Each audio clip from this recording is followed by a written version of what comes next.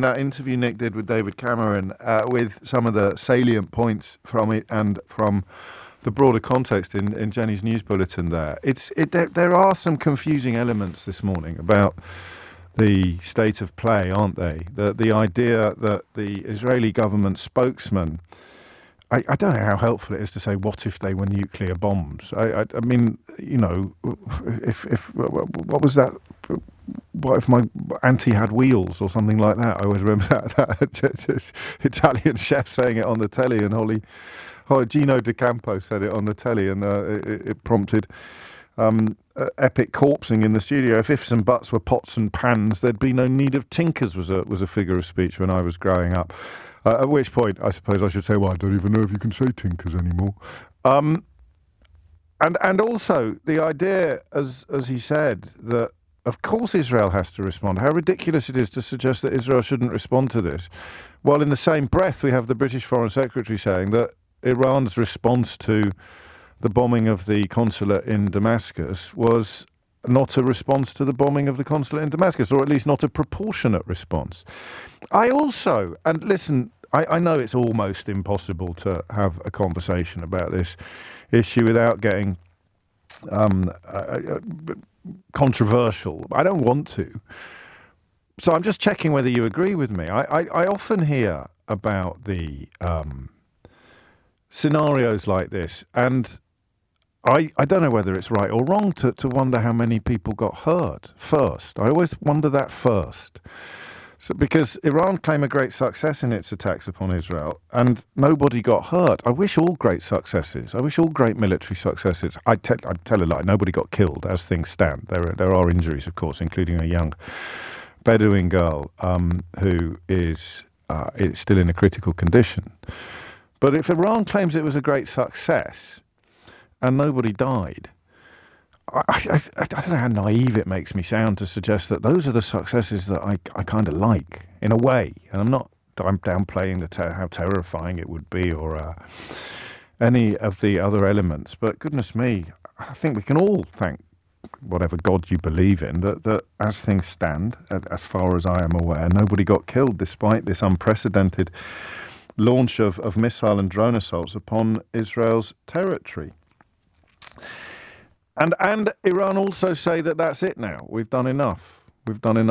I read at the weekend, and listen, I'm sure you don't need me to remind you that I wade my way through this sort of thing with just as much confusion as you have. I guess the only difference between me and some people listening to this program is that I don't feel an automatic affinity with any element, any constituent of the conflict. Historically, I would have lent towards the necessity of Israel protecting itself, certainly against the Ayatollahs and the very, very oppressive religious regime in Iran. But you can't really, when you're looking at death tolls, you can't really be splitting those hairs anymore. So I wade through this just as confused as you would. And one of the most interesting things I read at the weekend was the idea that what Iran has done is essentially for the domestic audience. I had to read that twice. I had to dig a little deeper into it. So the attack upon the consulate in Damascus will, of course, be widely reported in Iran, even under perhaps especially under the full, almost totalitarian control of media that is exercised by the Supreme Guard. But it meant that the Iranian regime had to do something. It had to respond. And it's bizarre because you've got the British Foreign Secretary and the Israeli government spokesman saying they shouldn't have done, or that the attack upon the consulate didn't justify a response. But you've got a sort of almost a logical understanding that they had to do something. So they've done too much. They've launched too many bombs. They've launched too many missiles. But they haven't killed anyone. Do you see why I'm confused? Maybe you don't think I should be, in which case you know what to do. 0345 6060973 is the number that you need. And then you read about the celebrations in Iran. The Telegraph have got a good stringer on the ground, I have to say. I'm very, very quick to criticise right-wing media, but the Telegraph's foreign desk have played a blinder this morning as far as I can tell.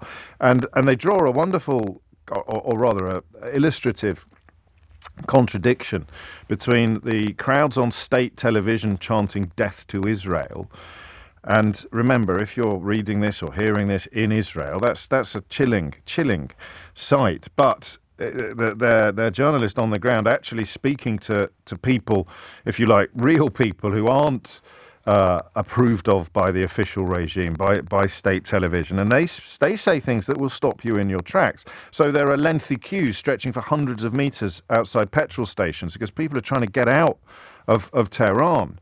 The airport's not due to open until this morning, so road was the only route out of town. There's a central city of Qom, which is very near an underground uranium enrichment facility, where residents have told the Telegraph that they are terrified. I called my cousins at midnight in the nearby village and told them to leave immediately. We might consider leaving Qom as well. The attack is one concern, but the potential nuclear radiation is another matter entirely. This is because the enrichment facility might be a target if Israel does respond militarily by attacking Iranian soil. People are frightened, and we're constantly talking with our relatives over the phone, discussing our options. So that's a civilian in Iran. Here's a farmer in Israel. I've been stockpiling canned food in anticipation of potential retaliation for years now, but I never imagined they would be stupid enough to do it. He's talking about the Iranian attack. We don't know what to do now and where to go. Israel will not just sit and watch. War is just a few steps away from us. And that is why I found Cameron's words this morning so unhelpful. Because I completely accept that position, or rather, I completely understand that statement there from a farmer, not from a politician. Israel will not just sit and watch.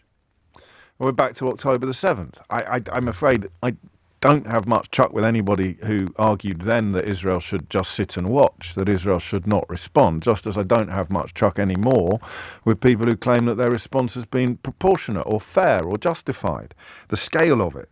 And yet it seems to me that the message to Iran, whose regime is despicable by any objective measure, any moral measure, but the message to them is that they should just sit and watch. And that seemed to me to be what David Cameron said during his interview with Nick Ferrari earlier today, which is worth recapping on, actually. I will come back one last time to that question, though. If Israel was responsible for the bombing in Damascus, are you critical of that? Well, it's a matter for Israel. We haven't made a comment on it. The only thing I'd say is, why not comment, Lord Cameron? Well, I'll tell you why. Because if you look at what the Iranian Revolutionary Guard has done, they are the people that have been backing Hamas, who carried out the horrific October the 7th attack. They are the people who've been backing the Houthis, bombing ships in the Red Sea, irrespective of what country they come from. They are the people that back Hezbollah, launching missiles into Israel and causing, remember, there are about 100,000 people in the north of Israel who can't go to their homes because of Hezbollah. So can I understand Israel's frustration with the IRGC? Yes, I absolutely can. Do I think Iran's response with this state-on-state attack was justified? No, it wasn't. Unfortunately, it was an almost total failure. But it wasn't justified to bomb an embassy in Damascus, was it?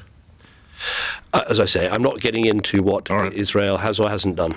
Why not? That's the question I want to start with. I've shared my confusion for two reasons. Number one, I think you probably share it, and number two, it's my honest response to where we are now. And that bit there, why won't the British Foreign Secretary say yes or no, answer yes or no to the question of whether or not it's because everything now, or rather the latest chapter in this grisly saga begins with that attack. There is no earthly way that Iran would have launched missiles and drones against Israel if Israel had not attacked the Iranian consulate in Damascus and killed members of the Revolutionary Guard, killed senior military members of the Revolutionary Guard.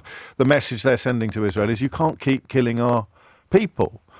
And yet, that phrase from the farmer in Israel will not just sit and watch, has a sort of ineluctable logic to it. And yet, I can't help thinking, the more we talk about this, the whole conversation seems to boil down to, you think the other side should just sit and watch because if you don't like them, and you think your side should be retaliating and responding if you do. It's the most almighty double standard. At which point, the British Foreign Secretary should, in my humble opinion, wade into the conversation and make some clear and salient observations, to which, should Israel have attacked the consulate in Damascus seems to me to be the most obvious entry point. So I would like this morning to begin with your answers to the question. And remember, I want this from supporters. I don't know about supporters of Netanyahu. I think they're pretty thin on the ground now, but supporters of Israel, people who sympathise with this farmer here talking about stockpiling canned food in anticipation of potential retaliation. Why can't the British Foreign Secretary answer the question? You don't even have to want him to give the answer that you want. You just have to tell me, why can't he answer? What's the point of having international diplomacy if our most senior international diplomat can't answer a question about the rightness or wrongness, the wisdom or foolishness of an act by Israel that under every single reading, whether you're the president of the Benjamin Netanyahu fan club or whether you are the polar opposite of that, whatever that might be, you recognise that the attack on the consulate in Damascus, it's why we were talking about it on Friday. Friday's show was fascinating because it's not where we started, but almost all of the conversation sort of bottlenecked down towards that consulate in Damascus and that perception of double standards or whatever you want to call it. But you don't need to have skin in the game to answer this question. Why can't the British Foreign Secretary simply provide an answer to the question of whether or not Israel was right to attack the consulate in Damascus? Because if they hadn't, then we wouldn't today be talking about an unprecedented military assault upon Israel by Iran, albeit one in which so far, and the status of this little Bedouin girl is critical. She could yet die of her injuries, but thank goodness so far nobody died. 0345 6060973 is the number you need. Why can't the British Foreign Secretary, why won't the British Foreign Secretary answer that question? And the question couldn't be simpler. Should Israel have attacked the Israel and killed, remember, killed senior members of the Iranian Revolutionary Guard in the consulate in Damascus?